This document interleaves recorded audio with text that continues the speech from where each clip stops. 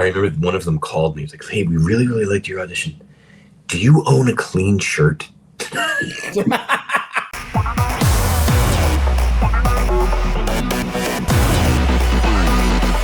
Welcome, friends and fans, to another edition of GalaxyCon Live, where we are bringing the convention experience directly to you.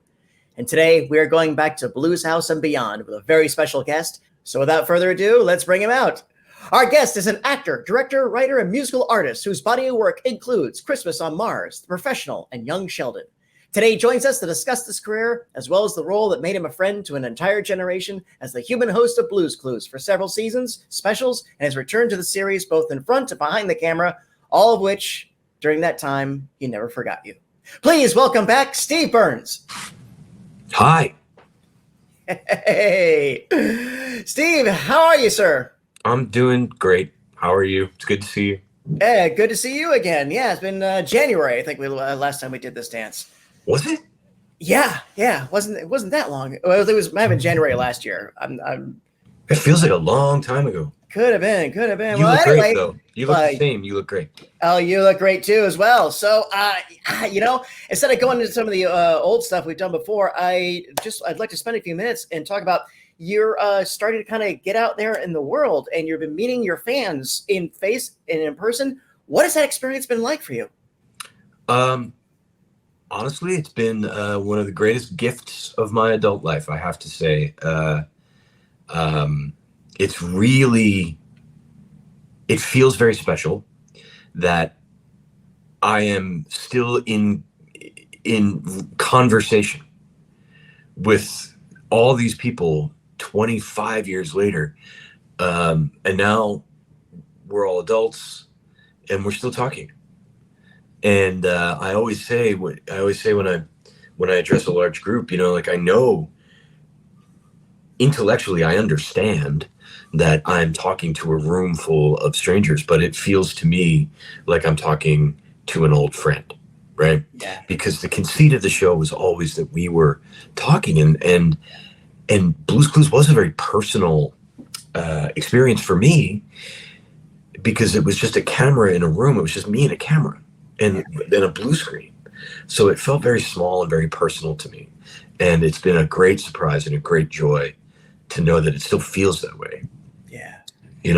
It's just very special. Who gets to do that? That's nuts, and it's just, it's a very, I just feel very lucky to get to do that. It just feels cool. It's cool. How cool is it?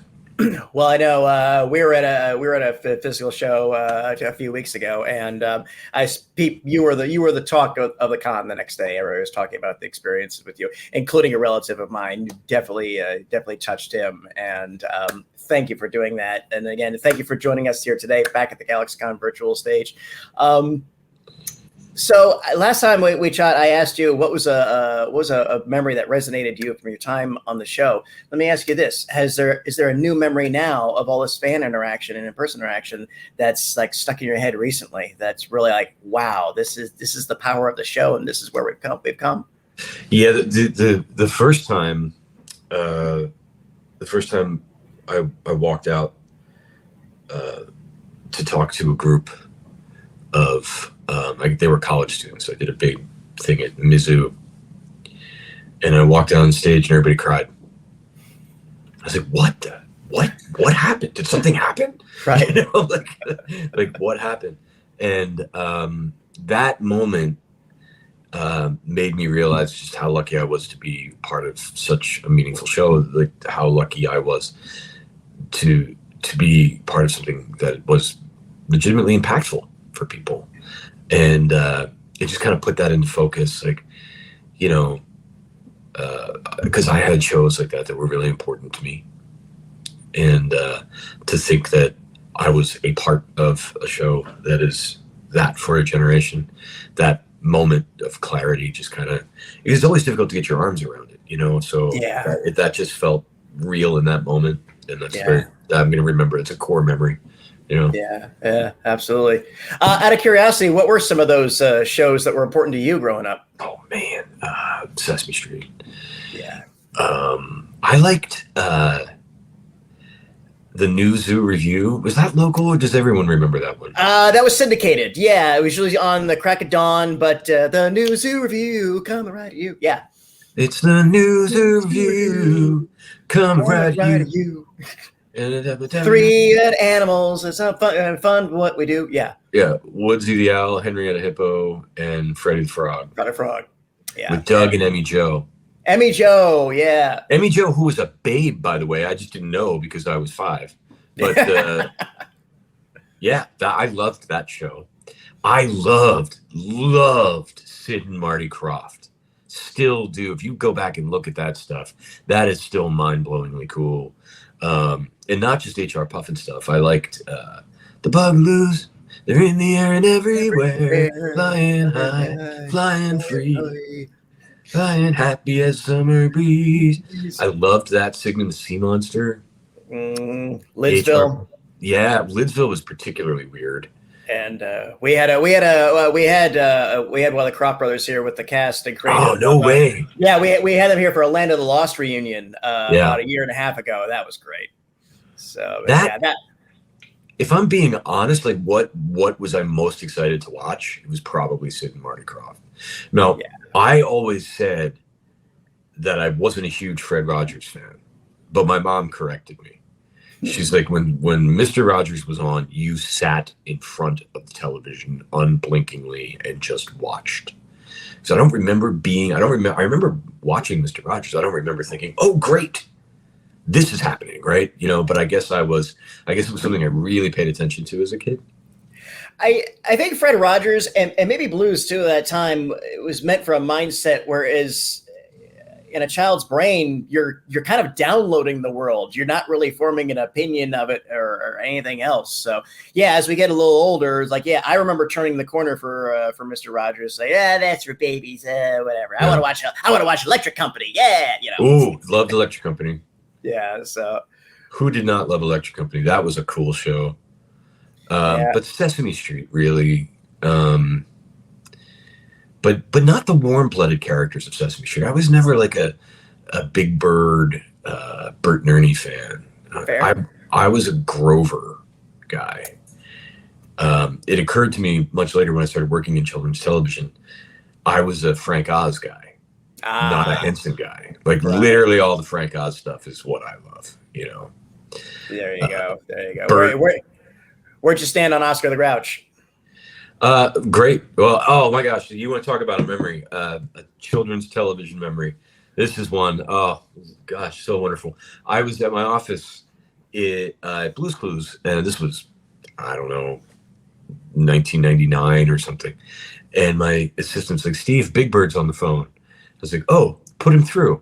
He's like, hey, Steve, it's Carol Spinney. I'm Big Bird. I'm like, I know who you are. He's like, we're really big fans. Would you like to come to Sesame Street? I'm like, on my way. So I got the invite from Big Bird to go to Sesame Street. And it was just wonderful. Wonderful. We sat on the steps together. He was still wearing the feet. They wouldn't let us. They wouldn't let us take pictures of it. But I was like, man, this would be the greatest picture in the world. He's like, yeah, it would be nice. Huh? But what a great guy. Carol was an absolute delight. I got to host him. And we've had his wife on here. So I was like, because she knows all the stories. So when we've done our Sesame Street events or Muppet type events or whatever, she knows all the stories. She was there for the whole thing. So it's wonderful. I really do miss him. You're right, though. He was an absolute sweetheart, absolute gentleman. He said the greatest line ever where he get in a taxi cab. People say, so what do you do for a living? It's like, well, I'm 58 years old, but I play a 6-year-old on TV. That's pretty great. You have an interesting job, man. You meet everybody. Cool job, man. I'm like a waiter. I always tell everybody my job is like a waiter. And today you're the chef, and I am basically carrying all the stuff to the audiences on your behalf and stuff. Yeah, but you get to hang out with all these like incredibly interesting people, like that, myself excluded. But like, no. And, like Big Bird and like you're in. Trust me, boss. You're in the club. Oh, and before we go to audience questions, real quick, because you mentioned this before and talk about Carol and the costumes. You're kind of taken aback at modern cosplay, aren't you? Oh my goodness. Yeah, I did my first live Comic-Con in Seattle, and it was mind-blowing. When I go to another one, I'm going to spend more time just marveling at the costumes. I was agog at some of the stuff that I saw. Just amazing. Yeah. I saw a Sauron that was like, it was not tall enough to be the real Sauron. That was the only thing that kept me from running in fear and crying, but or battling him. But it is just so cool that people are doing that. Yeah. It's just amazing to me. When I was a little kid, I grew up in Philadelphia, like outside of Philadelphia, and there's a thing on New Year's there called the Mummers Day Parade, and that's when all the fire departments dress up. It's very New Orleans, actually. Yeah. They dress up in these elaborate costumes, and I was always taken aback by that as a kid. And I used to try to make my own Mummers costume, and out of like, you know, wrapping paper tubes and stuff. And I think if I were much younger, I think that I would be doing that. I think I would be cosplaying. I think I could cosplay. You ever seen the guy on the Creole seasoning spice thing? The little bald guy? I could cosplay that guy. Maybe that'll be my cosplay. All right. We're looking forward to it. We'll try to book you at one of our GalaxyCon shows, and we'll try to set you up with that. Well, Steve, always thank you for indulging my capricious curiosity. It's so great to have you here. We're good to go to audience questions, so let's go ahead and dive onto them. And Dante opens us up with, in your life and career, who are your biggest inspirations? Rocky Balboa. As a 5-year-old, I was so profoundly moved by not just that film, but by the music. In fact, that's one of my strongest memories as a child, was watching that film for the first time, and was much too young to really get it, but I got it. You know, I got his struggle somehow, and the movie set in Philadelphia. You just said you're from Philadelphia. Yeah, but I mean, to this day, I mean, I've probably seen the film Rocky 100 times. You know, and I still listen to that music. And it's not just a that's actually not my favorite piece of music on that. But it's just all this other really beautiful, the softest dun dun dun. Yeah, that one. Yeah, the sad Rocky theme. Yeah, but yeah, he was always my hero. Now, professionally, I would say my inspirations are Grover and Fred Rogers. So, Blue's Clues is kind of like, what if Grover did Mr. Rogers? That's kind of the way I sort of saw it, you know. All right, there you go. Okay, real quick, Rocky films in order of preference. Don't make me do this. Okay. You may decline if you wish. Well, Rocky is infinitely better than all of them. Okay, then it gets hard. I don't include Rocky 5 in. I pretend that's not even a movie. You know, you can stand on that. That works for me, and we can just go on. But you're absolutely okay. Fine. Rocky Balboa is a very good film too. Yes. But I would probably say 3, 2, 4 after that. That works. I think 2 is underrated because that actually answers the question: what does happen to the hero after he goes off into the sunset? Yeah, for some reason that movie, I don't love it as much. I don't like the That's fair. Yeah, that's fair. But we can all agree that your Rocky 5 is best left in the corner. Yeah. We'll leave it at that. Dante, great question. Thank you so much. Great one to start us off with. What's next? From Eric, what was the creative process like for writing ForEveryone? Eric, thank you for asking that question. That was the greatest creative experience of my life. Actually, I am so proud of that little record. It didn't do much, but man, I wrote that with one of my best friends, who is my musical hero, a guy named Stephen Droz from a band called the Flaming Lips.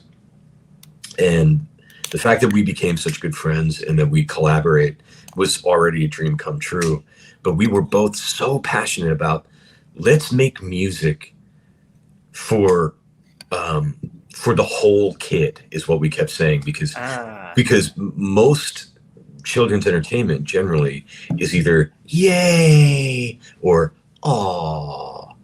And I've met like a billion kids, and some of them are really angry, and some of them are like afraid, and some of them are full of joy. And there's a whole being there, you know, and we're like, let's sing to the whole kid, you know, let's write a song that might make a kid cry in a good way. Let's really go there, and let's make sure that we love every single one of these songs too. Sure. And boy, that was fun. I could do that for the rest of my life, sit in a room with that guy and write songs about octopuses and unicorns that search their whole lives for love, and you know, this whole thing. That was great question, Eric. It was my favorite creative experience I've ever had. So there you go. Thank you, Eric. Fun one. And what's next? From Adian, what was your favorite or best Blues Clues song? Well, it's hard to beat the Mail song, right? That is a rapturous, ridiculous thing. Yeah. That's so fun. But if we're talking like a like in every episode song, I like the Planet song. I like the one where I sing to the planets. I think that's pretty awesome. Yeah, there you go. There you have it, Aiden. Great question. What's next? From Madison, if you could travel anywhere in the world, where would you go? I've got a list. I want to do Japan, but I don't want to go to Japan like as a tourist. I want to go with like somebody who knows it, so I'm not just doing like the the tourist trail in Japan. Sure. I want to do some camping in Japan. There's a really beautiful part up north that I want to see. There's a lot of the United States that I want to see. I've been to every continent in the world except Africa. So I've even been to Antarctica. But there's parts of the United States that I still haven't seen that I would love to see. I haven't spent nearly enough time in Yellowstone, Glacier around there, and Alaska. I'd like to see. There you go. Yeah, I'm kind of with you. If I go outside the United States, I don't want the tourist thing. I kind of want to, yeah. I mean, sometimes that's cool, you know, but not in my experience. In my experience, it's always, I always have a better time when there's kind of an authentic thing. It can be scary that way too. I did India with a good friend of mine who's from India, and boy, it was uncomfortable. Like a lot of times, like, boy, there is nothing here that I can relate to from my culture. Right. And, you know, and he's like, this is what you wanted, man. Here we are, you know? Yeah. And it was often difficult, but it was one of the greatest experiences of my life. So. Yeah, absolutely. There you have it. Madison, great question. Thank you. And good luck in your travels. What do we have next? From Julian. It's a tricky question. So what are some of your favorite characters? No, I have a favorite. I totally do. Okay. All right. Then. Yeah. Mr. Salt. Okay. He's hilarious. And also because the guy who plays Mr. Salt is one of the guys who wrote all the music for the show. And I just adore him as a person. But I just love this, like, he was the one character you might think just might walk across the screen with ennui and think, oh, what does it mean? You know, he sort of had this French existential vibe. I thought he was my favorite. There you have it. All right, Julian, there you go. Great one. And what do we have next? From Magdalena, did you already have a background with Spanish, or did you learn it for the episode where you speak Spanish? I do not speak Spanish. So if I'd spoken Spanish, it was because I learned it specifically. I wish I spoke Spanish. There you go. Gracias, Magdalena. What do we have next? From Stacy with 2 eyes. Why did you visit Antarctica? If you could say. I was curious about that myself. So thank you, Stacy. Because a friend of mine is a travel agent who deals with things like that. And she called me. This is a weird story. She called me and said there's a ticket available on the National Geographic Explorer, which goes to Antarctica. And she said, you know, people wait 10 years for a ticket on that. Yeah. Someone's selling a ticket. You're the only person I know who has the time right now to do something crazy like that, because I did have some time off. She said, but you have to decide tonight. So I impulse went to Antarctica. Now, here's the thing about Antarctica. It's like another planet. You have no context for that degree of space, and just it is a weird, deeply strange place. Yeah. But you can see everything you need to see in Antarctica in about 2 days. Like, yeah, there's a lot of penguins, and the whales that's the best part. But it doesn't change. yeah. And you're not allowed to really hike around. They don't let you.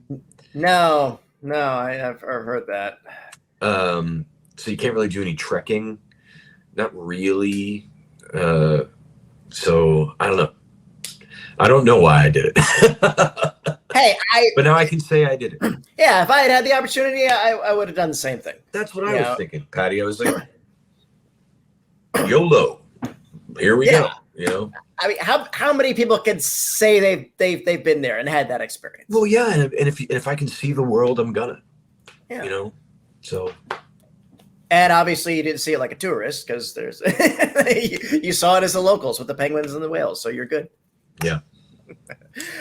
Stacy, thank you for following up with that. That was a great one. What's next? From Angel, how's it feel reconnecting with the fans? Angel is awesome. Like I said, it feels like I'm talking to old friends. You know, it's just it's great. It's great, and you know, it's even particularly enjoyable about it for me is that, you know, when you were 5, I was 25. You know, for example, and now that I'm old and you're an adult, now it's kind of even. It evened out, right? Yeah. Now we're much more like peers, and I'm enjoying that a lot. Just to be able to talk to people one-on-one, and you know, kind of on an actual from a place of similarity, increased similarity is really wonderful. Awesome. There you go. Angel, thank you. Wonderful question. Hey, what do we have next? From Dylan. Does the longevity of the show still impact you? Sure. I was surprised by it, honestly. I still am. To know that the show's been, people are still watching the episodes that I did, like, so it's kind of an evergreen thing, you know. Yeah. Yeah, it's still a big part of my life, actually, you know, the old Blue's Clues thing. But it's wonderful. It's like a wonderful part of my life. It's just like this thing in my back pocket, like, hey, I did that show, and people remember it fondly, and yeah, it's still a big part of my life, and just a real gift, you know. Absolutely. Great question, Dylan. Thank you for that one. And what do we have next? From Dante. What was your favorite place you skadooed to? Outer space. I mean, if I had the power of skidoo, oh boy, can you imagine that? You could live anywhere and commute anywhere. Is there a cooler one? That I skidooed into a comic book once. I thought that was cool. I skidooed into outer space. Yeah, I'd say outer space. Pretty good one. Yeah. Anytime you get off planet, there you go. Right.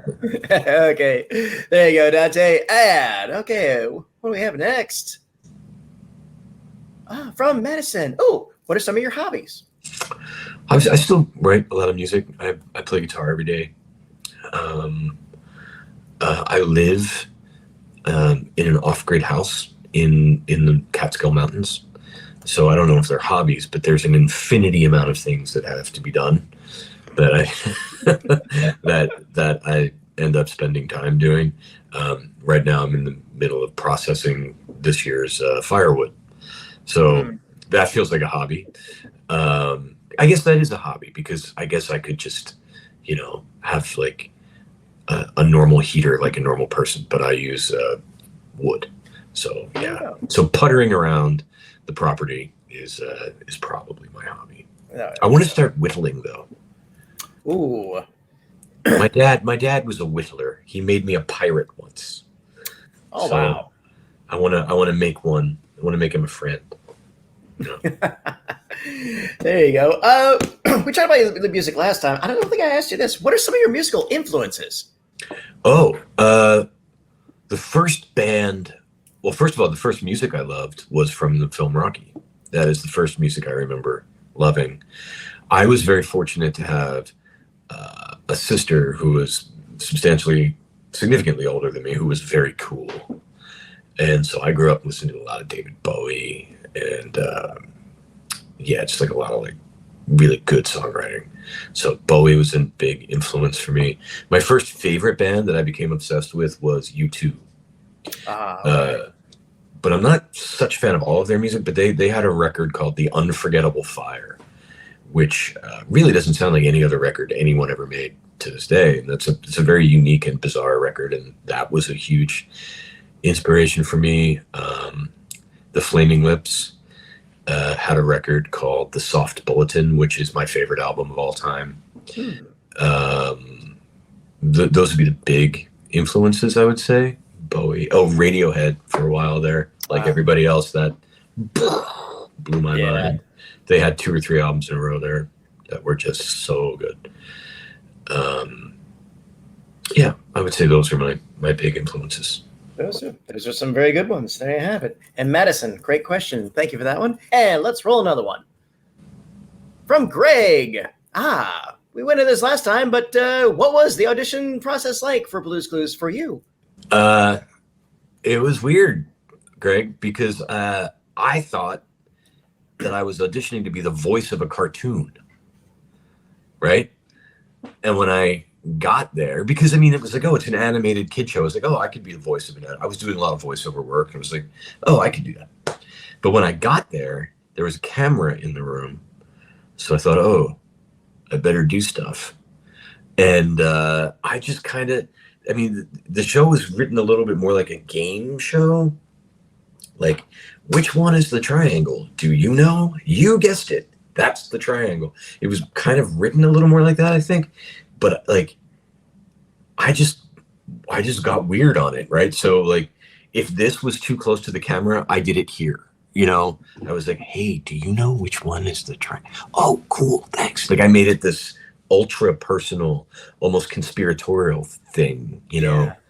Yeah. And I remember looking at the creators of the show who were in the room, and they were like, that works, you know? And yeah. So, and I remember I had long hair at the time, right? And I think I had earrings, and I was like a skate punk, right? And I remember one of them called me. He's like, hey, we really, really liked your audition. Do you own a clean shirt? I'm like, yeah. Like, can you cut your hair? I'm like, no. But they're like, okay, if you can be a little more boy next door for the next audition, that would be great, you know? There you have it. Yeah, I've been on auditions where you get that look, and they're all like that look of revelation behind the desk, and they're like, harum for the. Well, the rest of the story, real quick, is really nice. Like, what happened was, I'm not afraid to say this now, but Nickelodeon didn't particularly want me, right? They wanted someone more conventionally handsome, like I think that's the term that was used, but they wanted like a real kind of hunky boy next door, kind of heartthrobby thing. But the creators of the show were like, what this dude is doing is working, right? So there was a couple of us that were in contention for the role, and what they did was they played the tapes for kids. And when Hunky Guy was like, hey, will you help me? The kids were like, yeah. But when Nerdy Guy was like, hey, will you help me find the triangle? Like, the kids were like, yes, we must help the nerd. So it was really the kids that got me cast. So thank you very much. That's fantastic. Greg, thank you. Great question. What do we have next? From James. Did you get to keep anything from Blue's Clues, or have you found yourself in possession of anything from Blue's Clues? They were great. They gave me the very first notebook, the first one from the first episode, and the first 3 clues. I have those, and everyone who worked on the show wrote a little note in the notebook. It's a very precious thing to me. And they gave me the very first thinking chair. Oh. Which still sits in my house. It's where I read books. You know, I had a dog for 9 years, and he claimed it. I was like, ooh, should I? Yeah, I guess it's correct. That's correct that my dog sits in the chair. That tracks, you know. Yeah. It's not the most comfortable chair, actually. You can't really sit in it like a chair. It doesn't. Yeah. It's not comfortable. But if you flip the one leg up and read a book, it's perfect. They didn't give me shirts, but I just stole them. I just took them. Like, I'm just taking these. They're mine. I'm taking them. I have like 4 of them. There you go. There you go. What do you like to read? I read a lot. I just read The Sheltering Sky. Have you ever read that book? It's a classic. I know of it. I haven't had a chance to break that one yet. That was wonderful. I'm reading my first Neil Gaiman. I'm reading American Gods. I was reading reading that right before we started this. It's good, really good. He's a good writer. Yeah. I can see what all the fuss is about. Other than that, I've been reading Seneca. I'm really into Marcus Aurelius and Seneca and Epictetus and the Stoics. I read a lot of Stoic philosophy. Wow. I practice Zen, Soto Zen Buddhism, which is a Japanese form of Buddhism, very kind of austere, and it's very, very similar, like weird similar to what these guys were saying in a totally different part of the world at a totally different time. So I think that there's a golden thread of wisdom between those two philosophies, and I'm really enjoying reading that. That's what I'm reading. Boy, did that sound pretentious. Woo! But let me. It's also if you're a fan of the Greco-Roman philosophy and stuff like that, there's a great graphic novel called Epicurus the Sage. And it was drawn by Sam Keith, who actually collaborated with the first run of Sandman with Neil Gaiman. So that goes back to that. Lots of in-jokes about mythology and the philosophy and the philosophers, and it's a really fun read. That's my recommendation to you. And James, great question. What do we have next? From Brian. What's the best piece of advice you received from a fellow actor or someone you looked up to? Wayne Coyne, he was the lead singer of the Flaming Lips. He sat me down. I opened for them in the UK on one of their tours when they were touring for Yoshimi Battles the Pink Robots, which was a wonderful opportunity for an inexperienced musician like myself to get to do that. And it didn't go very well. I remember my very first show was at the Hammersmith Apollo, where, did I say that right? I think I did. Where David Bowie did Spiders from Mars, It's a legendary venue. And I'm opening, I'm like, hey, everybody. And like 5,000 people rushed the stage, right? And I played my first song. And by the end of the first song, they all went to the bar. And the truth is, they never came back, right? Like, I was not good live. And Wayne, at the end of the tour, he's a very smart guy and a really good friend. He's like, well, that didn't go so well, like, this is what I think is going on. And he said, people come to, well, he's from Oklahoma, so he said it like this. He's like, well, Steve Burns, damn. People come to rock shows for 3 reasons. One is to like get drunk. One is to like meet girls or be with people or whatever.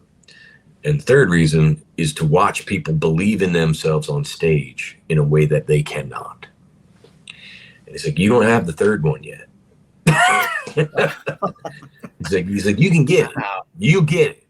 But you skipped all the steps and we put you on stage before you were ready. And you don't have that third thing yet. So you got to dig down there. And whatever it is, you got to believe in it and put it on stage. And he's like, it's a struggle, is what he said. It's a struggle.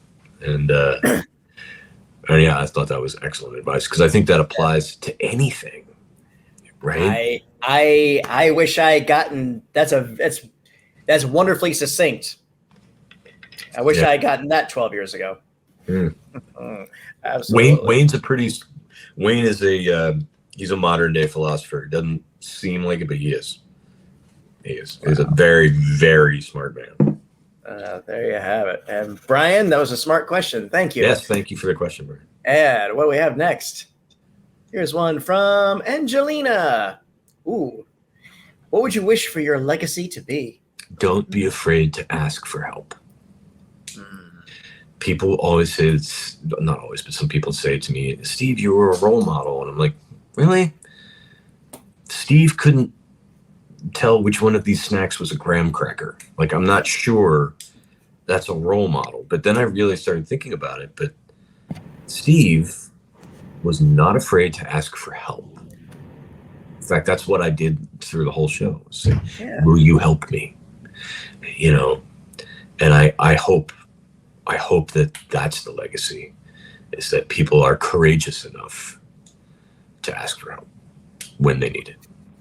There you go. And that, I think, was so much at the heart of the show, was that empowering the kids and asking them, not telling them, not trying to push hard information, not those two, or explaining things to it. Just that moment of interaction. Will you help me? Can we do this? Everything on else, and I think that a lot of the magic just came from that conceit. So, and Angelina, great question. Thank you. And what do we have next? This one from Henry. Do you see yourself as a New Yorker or a Pennsylvanian? Henry coming through with the big question. I have lived most of my life in New York City, but I don't consider myself a New Yorker. You know, I now live in New York State. I think I still consider myself a Pennsylvanian. You know, those are my trees. Every time I go to Pennsylvania, I'm like, yeah, these are my trees. You know? Great question. That is. See, I think New York City has definitely got a New Yorker thing. And now that you're in the Catskills, I hear the Catskills and I think of the Borscht Belt comedians in that area. Right. It's not like that now. Now it's all just Brooklyn hipsters, you know? Yeah, pretty much. Last time too. So, yeah, Henry, fun question. Thank you, brother. Great question. And from Diane and did you do anything to get you warmed up or pumped up before shooting? Or maybe the reverse. Maybe you had to sort of calm down and get a step. No, I had to be, first shot was 8 o'clock in the morning, and I had to be the happiest man in North America in every take of every shot every day with no other actors to help me out, you know? So, I was much thinner on that show, and it was because I would wake up in the morning and run 6.2 miles, you know, and then I would work all day. But I needed to I would get up really early, before Blue's Clues, only because I needed moments for myself. Like, I'm not naturally that energetic and that dynamic. You know, I'm kind of a low key person. So I needed to sort of have me time before I put on the shirt and gave all of that energy that is not innate to me. Yeah. So running in the morning kind of really was meditative, honestly, and also warmed me up, you know. You're absolutely correct on the meditative benefits of running. My knees can't do it anymore, but Same, man. Yeah, I was 5.5 miles 3 times a week, and that was my Zen time. Yeah, it's not great for you, turns out. I know, but Hard on the skeleton. For that 8 years, I felt great. Yeah, me too. It is like it's addicting. You really do get that endorphin rush, and it really is a great feeling to run, you know? Yeah, it absolutely is. And Diane, wonderful one. I think we got time for one, maybe 2 more. Let's see if we can go on a really fun one. And this comes from John. If Steve could host his own game show, what would it be? I wanted to be the host of Jeopardy. When they were looking for the host of Jeopardy, I was like, I could do that. what would Steve? But Steve from Blue's Clues, or Steve Burns? That's really always the question. I would like to do. Steve Burns would like to do something very sort of Jeopardy-ish. I think it would be informational, educational kind of thing. Steve from Blue's Clues would probably do something snacks based, like or shapes and colors based. You know. No, all right, all right. That'll do it. Did you have any favorite game shows growing up, or even to today? I watched a lot of Price is Right as a kid. I always thought that was, I don't know why. It was just always on. So, Yeah. I don't really watch game shows except Jeopardy. Yeah, there you go. Well, Yeah. It's the smart one, for lack of a better term. So, and yeah, I think you could have done that gig. I think everybody wanted to do that gig. Yeah, they did. Oh boy, Yeah. all that stuff too. But I think their choice is. I think she's doing a wonderful job. So. Me too. Absolutely, good on her. Good on her. John, great question. And Steve, as always, it's been an absolute blast. Any final words before we take our leave? Hey, you look great today, everybody. It's great to see you. Thank you for your questions. Yes, I could do that. Oh my goodness, right? It's perfect. Look at that. Please send that to me. Absolutely. Absolutely will. I'm gonna do it. I'm gonna cosplay that guy. All right. We will follow you on the socials and all that. And we can't wait for that. Steve, once again, thank you for joining us here on the GalaxyCon virtual stage. It's been my absolute pleasure to serve you. Once again, thank you to our audience for joining us. And as always, thank you all for your great questions. Hope to see everybody again soon. Until then, bye-bye, take care. And remember, the smiles are free, so spend them often.